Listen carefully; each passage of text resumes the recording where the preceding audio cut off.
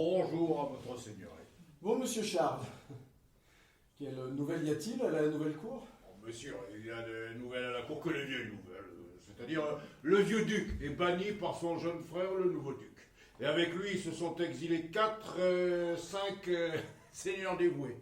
Alors, leurs terres et leurs revenus enrichissent le nouveau duc, qui à ce prix leur accorde la permission de vagabonder.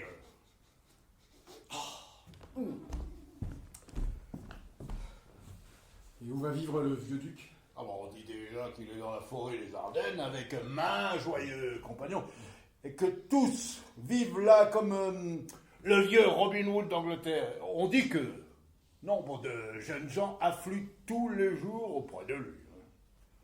Ainsi, vous luttez demain devant le nouveau duc? Ah oui, par Dieu, monsieur. Et je suis venu vous avertir d'une chose. On m'a donné secrètement à entendre que votre jeune frère Orlando serait disposé à venir tenter assaut contre moi.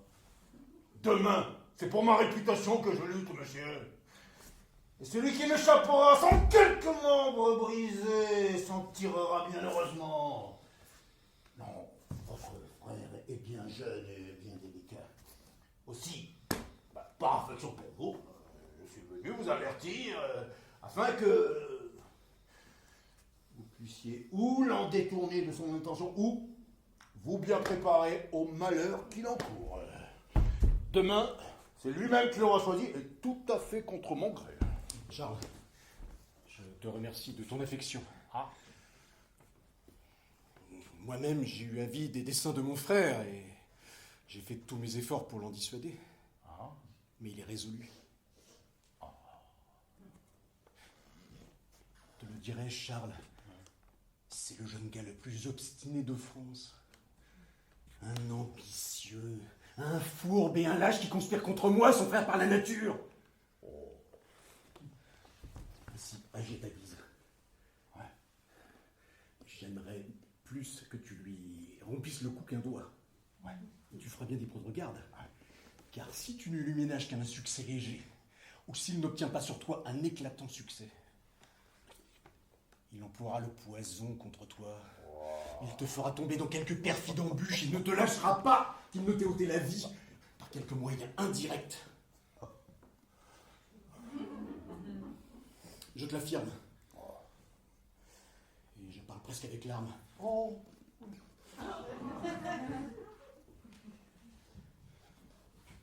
n'y a pas aujourd'hui un vivant à la fois si jeune et si scélérat. Ah oui, je suis bien aise d'être venu vous trouver. Et demain, vous donnerez son compte. Bon, Dieu garde votre honneur. Au revoir, mon Charles. Où est le jeune galant si empressé d'embrasser sa mère, la terre? Présent, messire. Mais son ambition a des visées plus modestes. Vous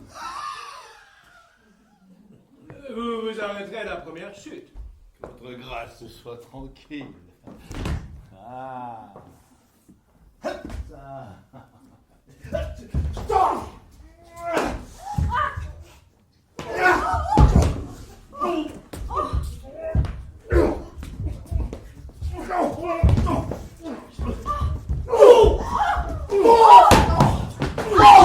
Assez! Encore! J'adjure votre grâce, je ne suis même pas en haleine. Assez!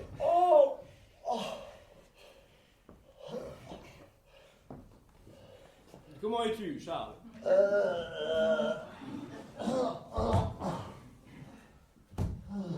Il ne peut pas parler, monseigneur. Emportez-le.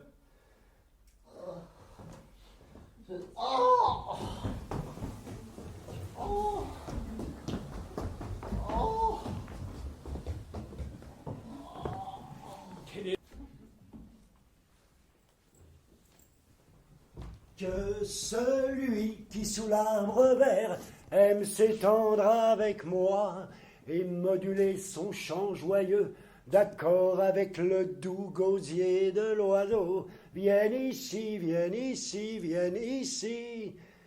Ici, il ne trouvera d'autre ennemi que l'hiver est le mauvais temps, que l'hiver est le mauvais temps. Encore. Je t'en prie, encore. Ça va vous rendre mélancolique, monsieur Jacques. Tant mieux. Je puis sucer la mélancolie d'une chanson comme la belette suce un œuf. Encore, je t'en prie, encore.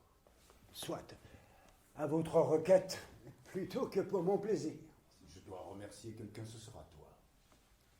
Eh bien, je vais finir la chanson. Le duc vous a cherché toute la journée. Et moi, je l'ai évité toute la journée. Il est trop ergoteur pour moi. Il pense à autant de choses que moi, mais j'en rends grâce au ciel, je n'en tire pas vanité. Gazouille, alors gazouille. Que celui qui fuit l'ambition et aime vivre au soleil, cherchant sa nourriture et satisfait de ce qu'il trouve, vienne ici, vienne ici, vienne ici. Ici, il ne trouvera d'autre ennemi que l'hiver et le mauvais temps, que l'hiver et le mauvais temps. Je vais dormir si je peux. Et si je ne peux pas, je vais déblatérer contre tous les premiers-nés d'Égypte. Je crois qu'il est métamorphosé en bête. Je ne puis le découvrir nulle part sous la forme d'un homme. Eh bien, monsieur, est-ce là une existence? Faut-il que vos pauvres amis implorent votre compagnie? Mais quoi? Vous m'avez l'air tout joyeux. Un fou! Un fou! J'ai rencontré un fou dans la forêt. Un fou en livrée bariolé qui narguait dame fortune en termes fort bien pesés. Bonjour, fou! Je dis. Non, monsieur, a-t-il dit. Ne m'appelez fou que quand le ciel m'aura fait faire fortune. Puis il a tiré de sa poche un cadran qu'il a regardé d'un œil terne en disant très sensément. Il est 10 heures. Et ainsi, a-t-il ajouté, nous pouvons voir comment se démène le monde. Il n'y a qu'une heure, il était 9 heures. Et dans une heure, il sera 11 heures. Et ainsi, d'heure en heure, nous mûrissons. Et puis, d'heure en heure, nous pourrissons. Et ainsi finit l'histoire. Quand j'ai entendu le fou, en livrée, moraliser sur le temps, j'ai ri sans interruption, 1 heure à son cadran. Au digne fou, l'habit bariolé, le seul de mise. Mais quel est donc ce fou? C'en est un qui a été à la cour. J'ambitionne la cote bariolée. Tu en auras une. C'est la seule qui m'aille. Pourvu que vous extirpiez de votre saint jugement cette opinion malheureusement enracinée que je suis raisonnable. Il faut que j'ai franchise entière et que comme le vent je puisse souffler sur qui bon me semble, car les fous ont ce privilège. Donnez-moi permission de dire ma pensée et je prétends purger à fond le sale corps de ce monde corrompu. Fille de toi, je puis dire ce que tu ferais. Et que ferais-je au bout du compte si ce n'est le bien? Tu commettrais le plus affreux péché en réprimandant le péché. Car tu as été toi-même un libertin, aussi sensuel que le rude bestial. Et tous les ulcères tuméfiés que tu as attrapés dans ta licence vagabonde, tu les communiquerais au monde entier. Mais quoi? Parce qu'on crie contre la vanité, la reproche-t-on pour cela à quelqu'un en particulier? Ce vice ne s'étend-il pas énorme comme la mer jusqu'au point où l'impuissance même le force à refluer? Ah bah qui vient là? Arrêtez. Et ne mangez plus. Mais je n'ai pas encore mangé. Mais tu ne mangeras pas que le besoin ne soit servi. Quelle est donc cette espèce de coquelin? L'ami, est-ce ta détresse qui t'enhardit à ce point? Ou est-ce par un grossier dédain des bonnes manières que tu sembles à ce point dépourvu de civilité? Vous avez touché juste le premier mot. La dent aiguë de la détresse affamée m'a ôté les dehors de la douce civilité. Pourtant, je suis d'un pays policé et j'ai idée du savoir-vivre. Arrêtez donc, vous dis-je. Il meurt, celui de vous qui touche à quoi que ce soit ici avant que moi et mes besoins nous soyons satisfaits. Si aucune raison ne suffit à vous satisfaire, il faut que je meure. Que voulez-vous? Vous nous aurez plutôt forcé par votre douceur qu'adouci par votre force. Je suis mourant de faim. Donnez-moi à manger. Bah, asseyez-vous et mangez. Soyez le bienvenu à notre table. Parlez-vous si doucement. Pardon, je vous prie. J'ai cru que tout était sauvage ici. Voilà pourquoi j'ai pris le ton de la farouche exigence. Mais qui que vous soyez dans ce désert inaccessible, je rougis et cache ma âme. C'est vrai, nous avons connu des jours meilleurs. Et nous avons essuyé de nos yeux des larmes qui avaient engendré une pitié sacrée. Ainsi, asseyez-vous en toute douceur et prenez à volonté ce que nos ressources peuvent offrir à votre dénuement. Eh bien, retardez d'un instant votre repas. Il y a là un pauvre vieillard qui, à ma suite, a traîné son pas pénible par pur dévouement, jusqu'à ce qu'il ait réparé ses forces, accablé par la double défaillance de l'âge et de la faim, je ne veux rien toucher. Allez le chercher, nous ne prendrons rien jusqu'à votre retour. Je vous remercie. Soyez bénis pour votre généreuse assistance. Ah, tu vois, nous ne sommes pas les seuls malheureux. Ce vaste théâtre de l'univers offre de plus douloureux spectacles que la scène où nous figurons. Le monde entier est un théâtre. Et tous, hommes et femmes, n'en sont que les acteurs. Et tous ont leurs entrées, leurs sorties. Et chacun y joue successivement les différents rôles d'un drame en 7 âges. C'est d'abord l'enfant vagissant et bavant dans les bras de sa nourrice. Et puis, l'écolier pleurnicheur avec sa sacoche et sa face radieuse d'ange qui rampe à contre-cœur vers l'école. Et puis, l'amant, soupirant avec l'ardeur d'une fournaise, une douloureuse ballade dédiée aux sourcils de sa maîtresse. Et puis, le soldat, plein de jurons étrangers, barbus comme le léopard, jaloux au point d'honneur, brusque et vif à la querelle, et poursuivant la fumée de sa réputation jusqu'à la gueule du canon. Et puis, le juge avec sa belle panse ronde, garnie d'un bon chapeau, l'œil sévère, plein de sages dictons, de banales maximes, mais jouant lui aussi son rôle. Le 6e âge nous offre un maigre pantalon en pantoufles, les lunettes sur le nez, le bissac au côté, les bas de son jeune temps bien conservés, mais infiniment trop larges pour son jarret racorni, sa voix jadis mâle et pleine, revenant faussé, enfantin et modulant un maigre sifflement. La scène finale de ce drame historique, étrange et accidenté, est une seconde enfance, état de pur oubli, sans yeux, sans dents, sans goût, sans rien.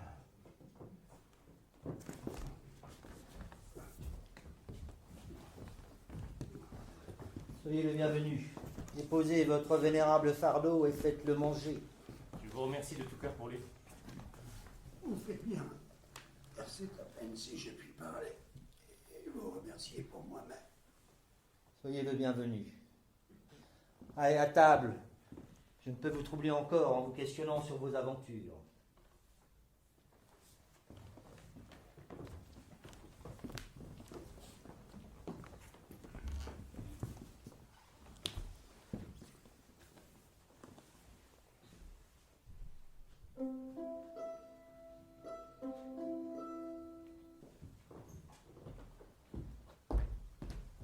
Je vous remercie de votre compagnie. Mais ma foi, j'aurais autant aimé rester seul. Et moi aussi.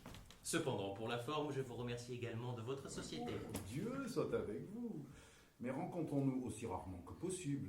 Ah, je souhaite que nous devenions de plus en plus étrangers l'un à l'autre. Je vous en prie, ne déparez plus les arbres en accrochant des chants d'amour sur leur écorce. Et je vous en prie, ne déparez plus mes vers en les lisant de si mauvaise grâce. Rosalinde est le nom de votre amoureuse. Oui, justement. Je n'aime pas du tout son nom. Bon, ne songez pas à vous plaire quand on l'a baptisée. Et de quelle taille est-elle? Juste à la hauteur de mon cœur. Oh, vous êtes plein de jolies réponses. Mais n'auriez-vous pas été en relation avec des dames d'orfèvre et ne leur auriez-vous pas soutiré des bagues? Nullement. Bon, je vous réponds dans ce style de tapisserie qui a servi de modèle à vos questions. Oh, votre esprit est alerte. Voulez-vous vous asseoir près de moi et tous deux, nous récriminerons contre notre maîtresse, la terre, et contre toutes nos misères. Non, je ne veux blâmer au monde d'autres mortels que moi-même, à qui je connais mon défaut. Votre pire défaut est d'être amoureux. C'est un défaut que je ne changerai pas pour votre meilleure qualité. Je suis là de vous. Je ne resterai pas plus longtemps avec vous. Adieu, mon beau signor. Amour. Je suis aise de votre départ. Vous voulez donc vous marier, porte-marotte? De même que le bœuf a son joug, messire, le cheval sa gourmette et le faucon ses grelots, de même l'homme a ses envies. De même que les pigeons se béquettent, de même les époux aiment à se grignoter. Mais quoi? Un homme de votre éducation serait marié sous un buisson comme un vulgaire mendiant? Allez à l'église et choisissez un bon prêtre qui puisse vous dire ce que c'est que le mariage. Ce vicaire vous joindra comme on joint une boiserie. L'un de vous passera à l'état de panneau rétréci et comme dit Boisvert, dévira. Dévira. J'ai dans l'idée qu'il vaudrait mieux pour moi être marié par ce vicaire plutôt que par tout autre. Car il ne me paraît pas capable de me bien marier. Et n'étant pas bien marié, j'aurai plus tard une bonne excuse pour lâcher ma femme. Audrey, prends-moi pour conseil. Audrey, il faut que nous nous marions. Oh. Ou que nous vivions en fornication.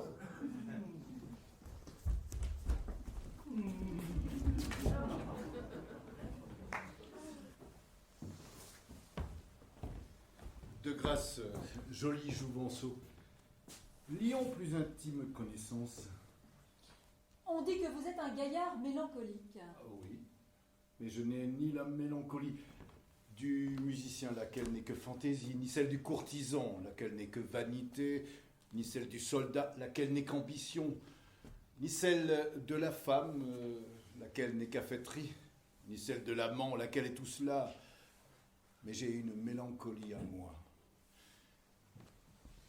Et mes divers voyages dans lesquels m'absorbe mon habituelle rêverie me fait la plus humoriste tristesse. Un voyageur. Oh, sur ma foi, vous avez raison d'être triste. J'ai bien peur que vous ayez vendu vos propres terres pour voir celles d'autrui. J'ai bien gagné mon expérience. Et votre expérience vous rend triste. Oh, j'aimerais mieux une folie qui me rendrait gai, une expérience qui me rendrait triste. Et voyager pour ça encore. Bonjour et bonheur, chère Rosalinde. Oh. Vous parlez en vers blanc. Oh ben Dieu soit avec vous. Adieu, monsieur le voyageur. Salut! Et compliments à tous. Mon bon seigneur, recevez-le bien, c'est ce gentilhomme au cerveau bariolé que j'ai si souvent rencontré dans la forêt. Il a été homme de cour, assure-t-il. Si quelqu'un en doute, qu'il me soumette à l'examen. J'ai dansé un pas. J'ai joué la dame. J'ai été politique avec mon ami, caressant avec mon ennemi. J'ai eu 4 querelles. Il fallait en vider une sur le terrain. Mon bon seigneur, prenez en gré ce compagnon. Il m'est fort agréable. Dieu vous en récompense, monsieur, si vous êtes aussi agréable pour moi. Et j'accours ici, monsieur, au milieu de ces couples rustiques, pour jurer et me parjurer, pour resserrer par le mariage les liens que rompt la passion. Une pauvre pucelle monsieur. Une créature mal fagotée, mais qui est à moi. Un pauvre caprice à moi de prendre, monsieur, ce dont nul n'a voulu. La riche honnêteté, monsieur, se loge comme l'avare dans une masure, ainsi que la perle dans l'huître sale. Sur ma foi, il a le verbe vif et sentencieux. Monseigneur, n'est-ce pas là un rare gaillard? Il est aussi bon en tout et pourtant, ce n'est qu'un fou. Bon, sa folie est un dada à l'abri duquel il lance ses traits d'esprit. Ensuite, chacun aura part à la prospérité qui nous est rendue. En attendant que la musique donne, et vous tous, mariés et mariés, faites retomber en mesure vos groupes bondissants de joie. Pardon. Monsieur, si je vous ai bien entendu, le duc a embrassé la vie religieuse et laissé au rebut les pompes de la cour. Oui, C'est près de lui que je veux aller. Avec ces convertis, il y a beaucoup de choses à apprendre et à recueillir. Alors vous, je vous lègue à vos anciens honneurs que votre patience et votre vertu ont bien mérité. Vous, à un amour dont votre constance est bien digne. Vous, à vos domaines, à vos amours, à vos augustes alliés. Vous, à un lit longuement et galamment conquis. Et vous, aux querelles de ménage. Car pour votre voyage amoureux, vous n'avez que 2 mois de vivre. Allez à vos plaisirs. Il m'en faut à moi d'autres que la danse. mais restez, Jacques, restez. Je ne suis point fait pour ces passe-temps. Vos ordres, je les attendrai dans votre caverne abandonnée. Allez, procédons, procédons. Nous allons inaugurer ces fêtes, comme nous espérons bien qu'elles se termineront par de vraies joies